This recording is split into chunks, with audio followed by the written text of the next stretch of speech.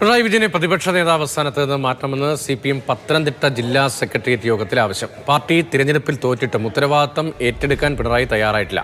MV Govindan എതിരെയും അംഗങ്ങൾ രൂക്ഷ വിമർശനങ്ങൾ ഉയർത്തി. രാഹുൽ ജി നാഥുണ്ട്. രാഹുൽ, വിമർശനത്തിൻ്റെ ഒരു സ്വഭാവം എങ്ങനെയാണ്? സംസ്ഥാന നേതൃത്വത്തിനും ഒപ്പം പിണറായിക്കും എതിരെയുള്ള വിമർശനങ്ങൾ ഏതൊക്കെ അംഗങ്ങൾ ഉന്നയിച്ചുകൊണ്ടാണ് പുറത്തുവരുന്ന വിവരങ്ങൾ?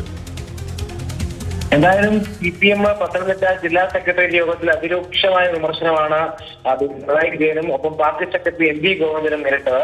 അതായത് ഏറ്റവും പ്രധാനമായി ഇവർ ഉന്നയിക്കുന്ന കാര്യം, പിണറായി വിജയൻ ഇളവ് നേടിക്കൊണ്ടാണ് തിരഞ്ഞെടുപ്പിലേക്ക് മത്സരിക്കാൻ വന്നത്. അപ്പോൾ ഏൽപ്പിച്ച ചുമതല പാർട്ടിയെ വിജയിപ്പിക്കുക എന്നുള്ളതാണ്.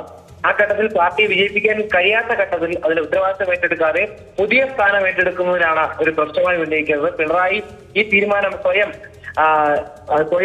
പുനഃപരിശോധിക്കണം, ഈ തീരുമാനം റദ്ദാക്കണമെന്ന ആവശ്യമാണ് ജില്ലാ സെക്രട്ടേറിയറ്റ് അംഗങ്ങളിൽ രണ്ടുപേർ പ്രധാനമായി ഉന്നയിച്ചത്.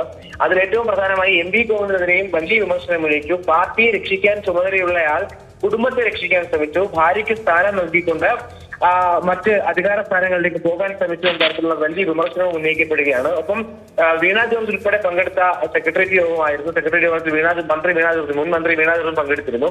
ആ ഘട്ടത്തിൽ മന്ത്രിമാരുടെ പ്രവർത്തനവും കാര്യക്ഷമമായില്ല എന്ന വിമർശനവും ആ ഘട്ടത്തിൽ ഉന്നയിക്കപ്പെട്ടിരുന്നു. ഏറ്റവും പ്രധാനമായി മറ്റൊന്ന് പറഞ്ഞത്, പാർട്ടിക്കാർക്ക് മുഖ്യമന്ത്രിയുടെ ഓഫീസിൽ യാതൊരു വിലയും ഇല്ലായിരുന്നു തുടങ്ങിയ വിമർശനങ്ങളാണ് ഉന്നയിക്കപ്പെട്ടത്. എന്തായാലും കേരള കോൺഗ്രസ് എമ്മിനും ഒപ്പം CPIയും ഇത്തരത്തിലൊരു അഭിപ്രായം മുന്നോട്ട് വെച്ചിരുന്നു.